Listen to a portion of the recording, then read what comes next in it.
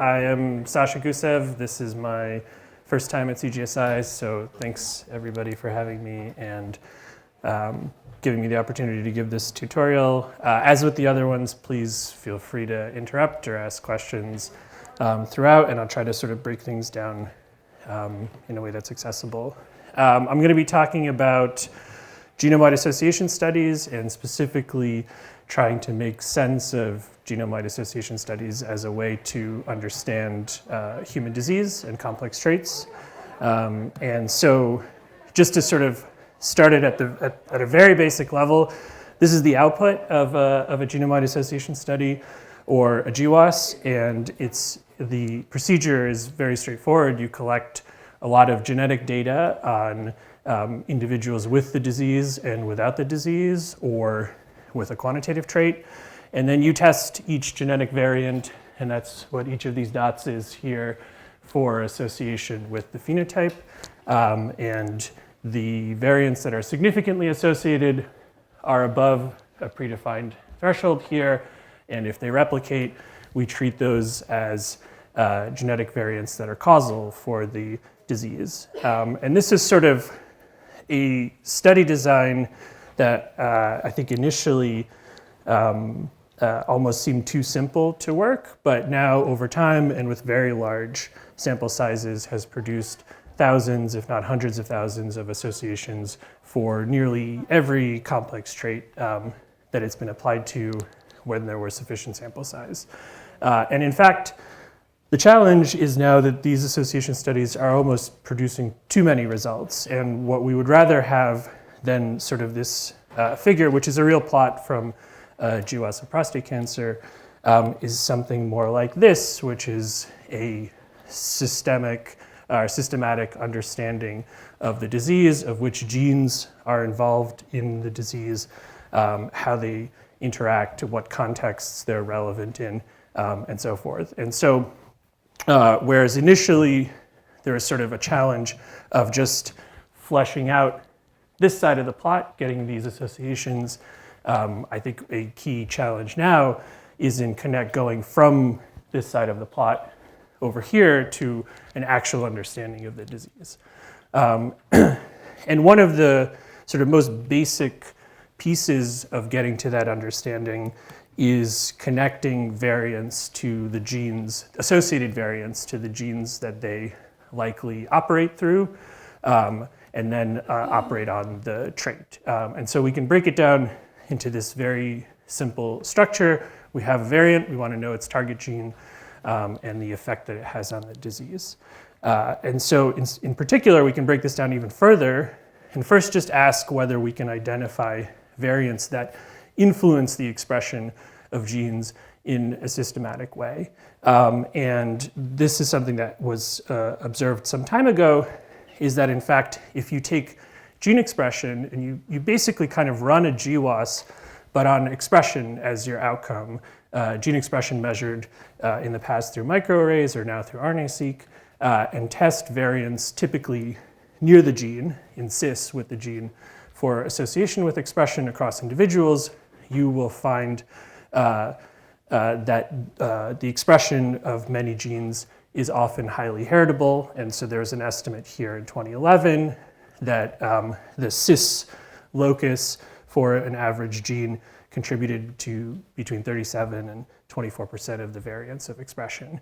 And again, once you have a heritable phenotype in a population, you can sort of apply the GWAS paradigm to that phenotype, and instead we call that an EQTL analysis, and I'm sure you folks have seen work from the GTEx consortium over many years applying EQTL studies and identifying thousands of variants associated with the expression of many genes in many tissues. And in fact, again, this is one of those cases where as the sample sizes have grown, this study design has actually yielded a very large number of associations that are almost like too difficult, too many to fully process. And I think the most recent GTEx study showed that if you sort of relax the significance threshold for these associations, nearly every gene has at least one EQTL in some tissue. And in fact, I think that if you continue, as the sample sizes have grown even further, we see that genes then start to have secondary EQTLs and tertiary EQTLs, and this sort of curve is not even hitting diminishing returns. So that's the piece about identifying genetic variants that influence gene expression. And then there's been a lot of work in trying to understand how these EQTLs connect to disease. And I'll highlight a couple studies in particular, which basically asked in a couple different ways whether an EQTL is more likely to be a GWAS variant or is more likely to be associated with a complex trait. And so the results on the left show that EQTLs, specifically as you get more confident about them being the causal EQTL, are more enriched for heritability across many complex traits from GWAS. And then this figure on the right from Gamazan et al. Showing that if you just sort of try to partition the amount of disease heritability that could be explained by EQTLs, those estimates are also quite high across a large number of complex traits, again, ranging from maybe 10% up to 35%. So there's this sort of incidental evidence that EQTLs are enriched for disease heritability and may therefore give us an instrument to understand the likely causal genes and eventually go back to that sort of big system-wide understanding of the phenotype. So that's the first part of the arrow. The other part of this network is we want to understand how this genetic mechanism of gene expression actually goes on to influence the trait. And for which traits. And this is where the approach of a Transcriptome-Wide Association Study, or a TWAS, comes in. And I'll just start with a very basic sort of thought experiment of what would we want to do if we had the ideal data set? How would we, in sort of with infinite resources, try to relate gene expression, genetics, and disease together? And I think one way that we could do this is we could estimate expression in the hundreds of thousands of individuals that we have genetics and case control status in here, like this represents case control status. And then we could ask what genes are genetically correlated, meaning the effect sizes on expression are also shared with the effect sizes on disease. We could do this for every single gene across the genome, and that would give us an estimate of the genes that in principle could be linked to this phenotype. And the hurdle here is that we very rarely, or pretty much never, have data at this scale. What we typically have is a relatively small study of genotypes and measured gene expression, usually, as in the case of the GTEx, in a sort of healthy, relatively healthy population that was convenient to sample. And then we also have very large disease studies that also have genotypes but no gene expression measured. And so the basic insight of the Transcriptome-Wide Association Study, or TWAS, is kind of thinking about the fact that we have what is shared across these two studies is the genetics. And we know previously that gene expression is itself a heritable trait. And if it's a heritable trait, then in principle, it should be a predictable trait. And so what we want to do is use the genetics to predict expression into this study over here, where we haven't measured it, and then use the predicted expression as a sort of proxy to estimate the relationship between the genetic component or the predicted component of expression and the phenotype. And again, this is all, I'm sort of presenting everything in the context of a single gene, but the idea is to use this methodology and scan across every gene in the genome and identify the set of genes that are significantly genetically correlated or for whom the predicted expression is significantly associated with the phenotype. And so, right, and then we do the test. So the first question is, can we actually predict gene expression in this way? And the fact that we've observed significant EQTLs, or individual variants that affect expression, basically tells us that we can. And in work that we've done and others have done, we've shown using a number of different prediction schemes that I sort of won't go into, but that are various forms of penalized or Bayesian regression, that you can in fact predict gene expression with a substantial degree of accuracy. And in particular, when you use models that incorporate all of the genetic variation around the gene, you typically have substantial gains in the predictive accuracy. So even though the single top EQTL explains a large fraction of the cis effect, or of sort of the total heritability near the gene, there is a very large number of genes for which additional variants contribute substantially to the predictive accuracy. And so simply going from a single SNP paradigm to a sort of locus-wide paradigm increases our predictive accuracy, and that's going to translate into better association statistics in the eventual GWAS study. Now, one additional constraint is that we typically don't really even have this design where there's individual level data in both studies. What we actually have more frequently is this design where we have individual level data for the gene expression study, and then we have summary statistics for the GWAS. And those summary statistics are basically for every SNP, the marginal, sorry, I think this turned off. Dead battery. I think I know what that means. Does anyone know if there's a backup, or can you guys just hear me like this? Let me try to, I don't know if this, let's see. Can you hear, does that work?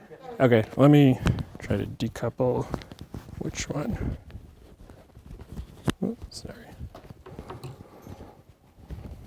Okay.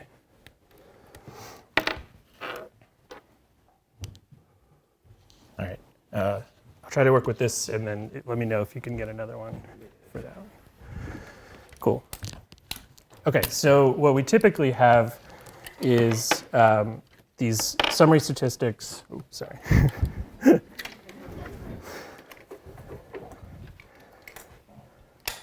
Thanks. Do you need anything else? Ah, perfect. Okay. Let's do it. Great. All right. That's easier. Thank you. Okay, so summary statistics. This is what we actually have, and they are the marginal association statistics for every variant.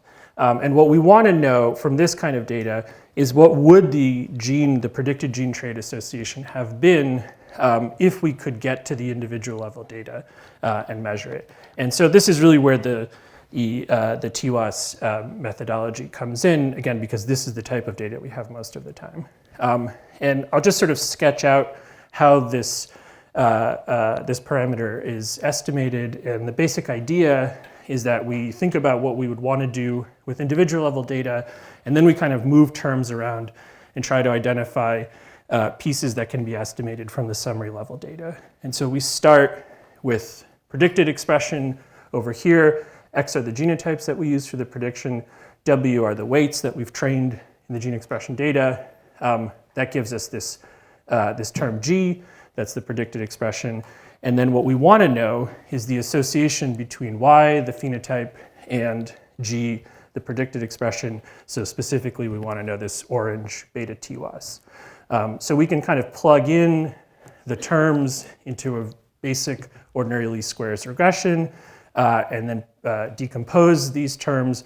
And you can start to see pieces here that you can actually estimate from summary level data. And in particular, you'll see that this covariance between the genotype and the phenotype actually corresponds to these GWAS summary statistics that we get, the association between each SNP and the phenotype. And then this term down here, the covariance between the SNPs themselves, is also something that we in principle can get from reference panels because it doesn't rely on knowing the phenotype. And so these two pieces we can get externally. We plug them back in, and now this is a summary-based estimate of the beta TWAS that only requires the z-scores, the reference LD, and then these weights, which we sort of assume that we have a priori.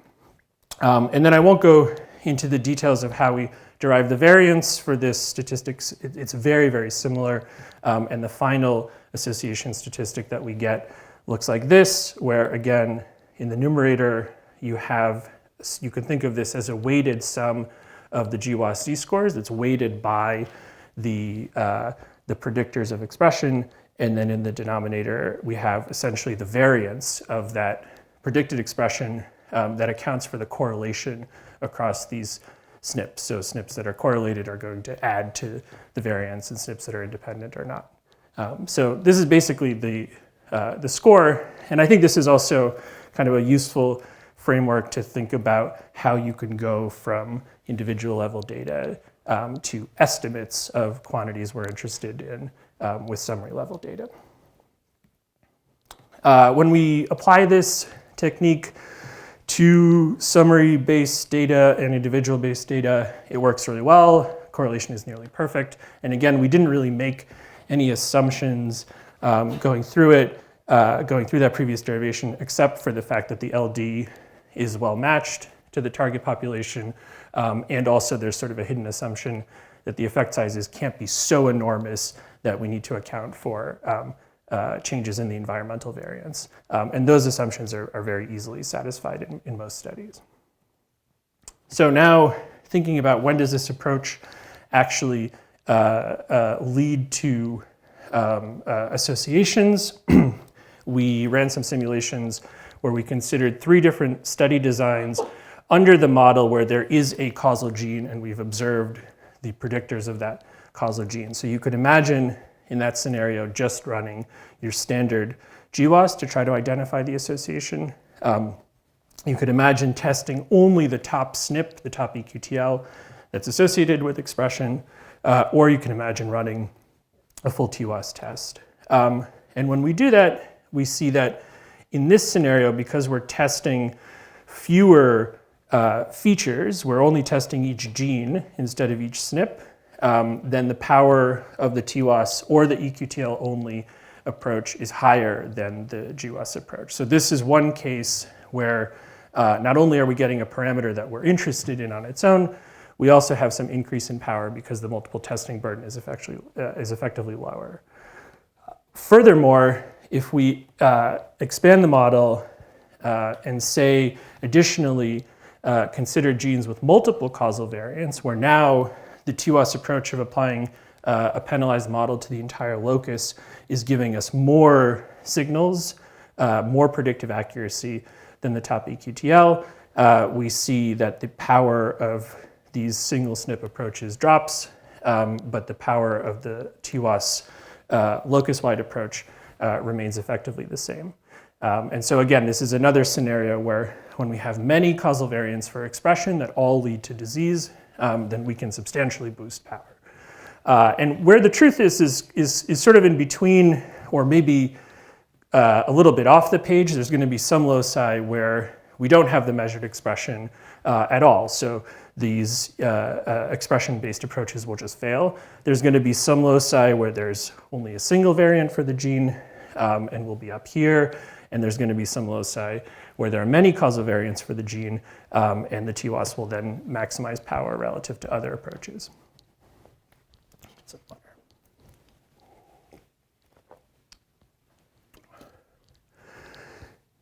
So this is all in simulations under very specific presumed models. We can also ask how well does this approach perform in real data? And this has actually been quite a challenging question to answer because as it stands, we have very few well-established causal genes for disease. So I showed you that plot at the beginning that had over 200 known associations for prostate cancer, but the number of well-established, really definitively established causal genes for prostate cancer for that study is extremely small. And that's sort of the case for most complex traits. So we don't actually have kind of working in a regime where we don't really have a ground truth. There was a study that was done in this preprint by Weeks et al. From the Finucane lab, which I thought was an interesting attempt to try to get at a ground truth. And the basic idea was that if we look at data, in their case, they looked at data from the UK Biobank, where you had associations both with common sort of standard GWAS and also a rare variant, coding variant-based set of tests. And you identify a locus where there's both common non-coding associations and rare coding variant associations. You can assume, maybe it's not a safe assumption, but they assume that the rare coding variant is telling you the right causal gene. And so under this model, they basically have a kind of ground truth, which is what does the rare coding variant tell you the causal gene is? And then they can ask how various other approaches do based on just the blue stuff, just the common variant associations for identifying that causal gene. And so now they have a ground truth. They can plot precision recall curves, and they used this approach to evaluate a bunch of different methods listed here, and then also to propose their method, which is conceptually quite different. I won't go into it, but it's sort of like an ensemble that integrates many, many different features at the locus to make the predictions. But I think what's relevant here is how these other approaches perform. And what you can see is that there's quite a lot of heterogeneity in their performance. The TWAS is here in blue, and as one point, it has the highest recall in this model relative to the other approaches, aside from their sort of ensemble-based approach. And then additionally, they integrated each of these methods together with their model. And in that scenario, the TWAS had the highest precision together with their approach. But again, I think an important takeaway here is that this is far from a solved model with a clear optimal method. The TWAS provides you an estimate of a certain statistical quantity, but this is biology, and biology is complicated, and so lots of different approaches have different trade-offs for what they're able to identify and at what levels of precision and recall. And then, one thing I should mention that maybe people are noticing is that if you take a very simple model of just what is the nearest gene, or what's the distance, or how far away is the potential causal gene, that actually performs really well. And in fact, it performs about as well as the method that they developed, and also when combined has very good precision. So again, I think that there's many explanations for this. One is that, in fact, it may be that the nearest gene oftentimes is the correct gene. It may also be the case that this specific model tends to emphasize genes that are close to the association statistics. But again, I think it's also important to keep in mind that probably some hybrid of all of these methods to that also consider proximity is going to eventually be this sort of optimal solution. Okay, so that's kind of where we stand with TWAS applications. Coming back to this figure, you can sort of wonder why the precision of TWAS is relatively low compared to these other methods. And I think, again, there's an important set of caveats which were sort of highlighted in this paper from Mike Weinberg et al. A couple of years ago in Nature Genetics, which essentially come down to the fact that TWAS is an association study. It's not a causal inference technique. And as an association study, it's going to be susceptible to tagging and correlation in the same way that genome-wide association studies are. And so in this paper, they proposed a number of sort of alternative models which could still identify a significant TWAS hit. One alternative model is that you can have co-regulation at a locus where the same genetic variant or set of genetic variants drive the expression of multiple genes, both the causal and non-causal genes. And this is a real phenomenon that it's not that uncommon that you will identify loci with multiple genes with very high cisgenetic correlation and high genetic correlation to the trait. Another case is you can imagine some part of the genetic effect on a non-causal gene is tagged because of LD between variants with the effect on the causal gene, and this would produce a false positive association, or it would sort of induce some effect on both the non-causal gene and the causal gene. And then likewise, you can imagine a scenario where the effect on the causal gene was missed in the gene expression study because it was not sufficiently powered or it didn't get the right context. And so this would lead to a false negative association. And so again, I think this is important to keep in mind that this is a test that is expected to tag the causal mechanism when these assumptions are met, but in the real world, these assumptions should also be sort of interrogated. The other, I think, important limitation, and one that's potentially solvable, is to consider is the fact that, as we've seen with other genetic predictors, these predicted expression models do not generalize well to different populations. And really, because most of the data has so far been collected in individuals of European ancestry, this is particularly a problem for generalizing to data from non-European populations or in admixed populations with low European ancestry.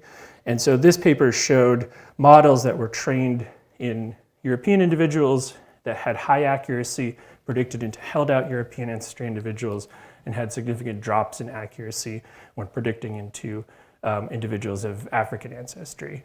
And again, I think that there are potentially interesting ways to address this problem. You know, probably the most basic is just to start collecting more data in other populations. We should definitely be doing that. But also there's methodological approaches that could potentially leverage all of the training data that we have available, or think about the differences between populations to improve the prediction of these models. Okay, I'm gonna drink.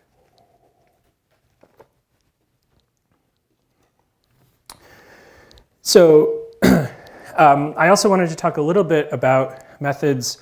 I think these are all methods that we did not develop and had no hand in, but that I think are interesting approaches to moving beyond just that beta TWAS that I described for the association between expression and disease.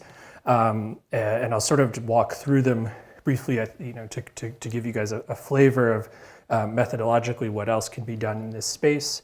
There's a great method called Utmost that came out a couple years ago in Nature Genetics, which thought about how gene expression data that's measured in multiple tissues in the same individuals could potentially be used to improve these predictive models. So everything that I've been talking about so far sort of assume that there was a population with some single modality of gene expression, but you could imagine, and this is exactly how the GTEx was designed, that you've measured multiple tissues for every individual.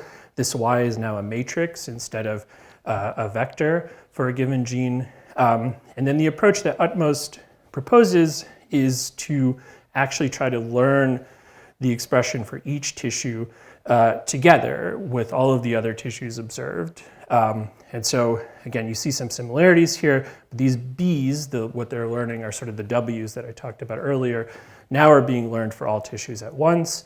And they do that by using, again, a form of penalized regression where they have a penalty within each tissue where they want the weights to generally be sparse. And then they also have a penalty across the tissues where they don't want to see a lot of differences between tissues. They sort of assume that if a SNP is important for one tissue, it should also be important for another tissue. And this approach, particularly for tissues that had relatively small sample sizes, substantially increased the prediction accuracy, basically by borrowing signal from other tissues that were available. And that's sort of shown here in purple is the increase in prediction accuracy in held out data. Another approach, thinking about this sort of multi-tissue framework, is instead of learning weights using multiple tissues, we may be interested in testing multiple tissues where each set of weights were learned individually. And so there was this work in a method called multiscan by Barbera et al. In 2019, which essentially showed that if what we're interested in is this relationship here between, now we have many Gs. For a single gene, we have the predictive model from one tissue, a second tissue, a third tissue, and we want to know if there's an association for any of these features in a joint model. So a multi-degree of freedom test for association. What we actually have, again, because we don't have the individual level data, what we've actually observed is these marginal TWAS, individual TWAS statistics. But if we know the correlation between these statistics, then we can actually approximate the relationship or the effect under the 3 degree of freedom or n degree of freedom test from these marginal effects. The multiscan paper also did some clever stuff where you have many tissues with highly correlated expression, and you don't want to just throw them all into this model by using principal components analysis to first reduce the dimensionality of the expression down, then just test the leading components of expression for association in this p degree of freedom test. And this also in practice showed that it produces a much larger number of significant gene trait associations. Again, now we're sort of saying that if there's a little bit of signal here and a little bit of signal here and here, then that can add up to a lot of signal across the 3 degrees of freedom. The other, I think, interesting method, or another interesting method in this space, is now thinking about how to integrate together many TWAS associations across a given locus.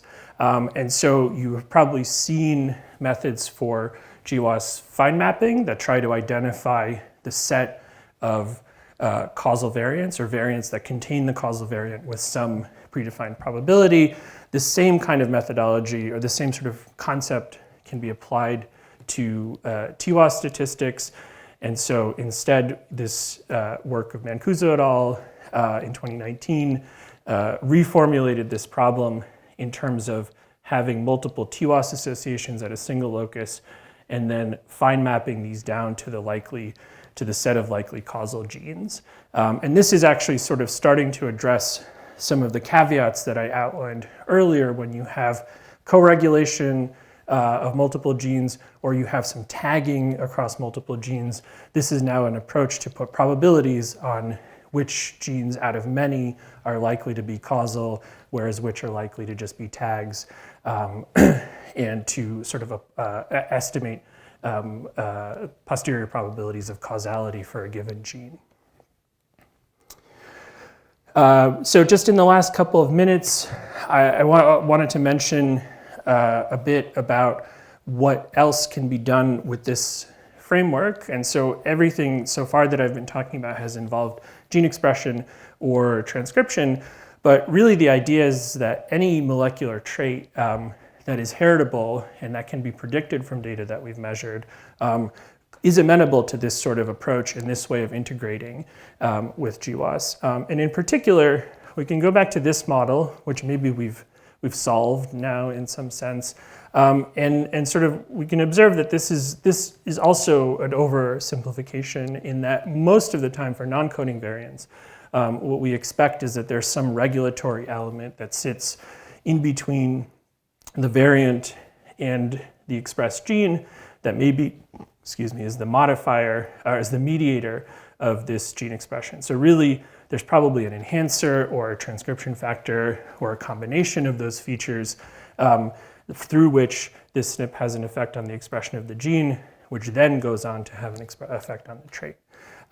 And with sufficient data, we can actually start modeling these regulatory elements and the genetic predictors of these regulatory elements. And we have some recent work to that end, which we call a regulome or a Transcriptome-Wide Association Studies. So we're sort of padding out the letters of the alphabet here. But the idea is that instead of learning predictors of a given gene, you can learn predictors of some biochemical activity, including transcription factor binding, chromatin state, or chromatin accessibility. And additionally, in this regime, we can also leverage some allele-specific information of variants that are inside these peaks that we suspect to be modifying their activity. And so we can boost power even further because we can sort of leverage signal within each individual in addition to across the individuals. And again, we've shown that this approach is fairly robust, that you can identify a very large number of predictive models. And when we've applied this approach specifically to cancer, GWAS phenotypes, so again, this is cancer risk, we're just talking about the predisposition to develop cancer, we see, going back to this plot that I started with, we've now characterized each of these loci where we see that there were this inner circle here is the number of loci that had a significant TWAS association with a gene.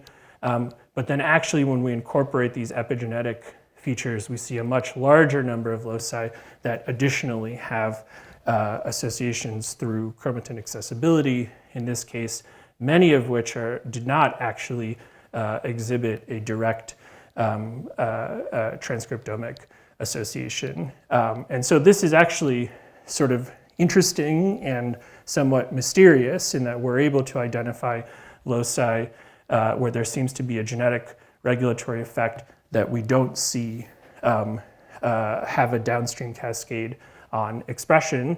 We do capture most of the loci that have the TWAS association. Those we're able to characterize, but then we have this number of additional loci. And we've sort of started to think about what those loci could be telling us. One observation is that if you look at the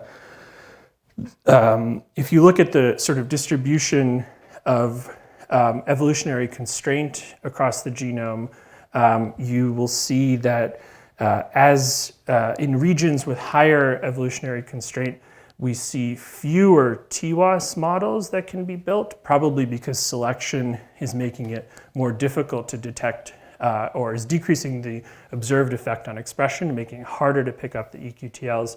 But we actually see more of these RWAS or chromatin WAS models observed in those loci. So maybe this gap could potentially explain that sliver in the previous figure of these are loci that are very difficult to pick up in the expression framework, but are not as difficult to pick up when we look directly at the intermediate chromatin phenotype. And a sort of related observation that we've made is if you look at genes in terms of their tissue specificity, so as we move from here to here, from the left to the right, these genes are more specifically expressed in prostate tissue. We're looking at a prostate cancer GWAS. Again, we see that the TWAS models, there's fewer of them. They're harder to fit for more tissue-specific expression. But for the chromatin-based models and the transcription factor-based models, there's more of them and they're easier to fit. And so again, this could be pointing towards a phenomenon where more tissue-specific expression has lower power for the sort of eQTL and transcriptome-based models, but higher power for these epigenetic-based models. And so with that, I'll conclude. I hope I've been able to convince you, at the very least, that gene expression is a complex, heritable, and predictable trait, And this predictability is something that we can leverage to integrate that trait into other data sets where we don't have it measured. And specifically, we derive this TWAS statistic, which is a measure of the cisgenetic correlation between the gene expression and the disease. As I noted at the end, this is not just limited to transcription. Other molecular phenotypes can be used within the same framework. And again, I want to sort of emphasize the caveats that go along with any kind of association is that it's not a causal inference, and that in fact causal inference in this space is, I think, a really interesting and sort of ongoing open problem. How do we disentangle all of those different arrows that I was showing earlier?